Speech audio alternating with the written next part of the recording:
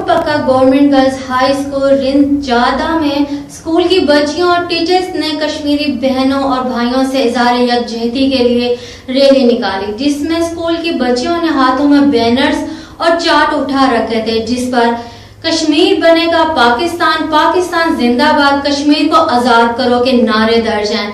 मजीद वहाँ हमारे नुमाइंदे मौजूद हैं। जी हसनैन खान।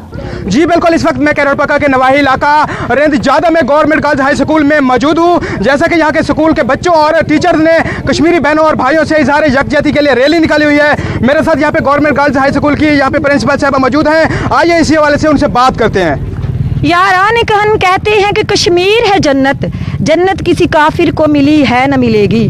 आज जो हमने ये रैली निकाली है, इसका मकसद ये है कि हम कश्मीरी बहन भाइयों के साथ खड़े हैं और हम उनके हर वक्त साथ खड़े रहेंगे। और हम ये मोदी जी को पैगाम देना चाहते हैं कि बहन भाइयों पे जुल्म ख़त्म करें और ख़ास तौर पर कश्मीरी ख़वातीन के साथ हैं। पाकिस्तान की आवाम, उनकी पाकिस्तान की औरतें, पाकिस्तान की बच्चियाँ कश्मीर की औरतों और उन बच्चियों के साथ हैं।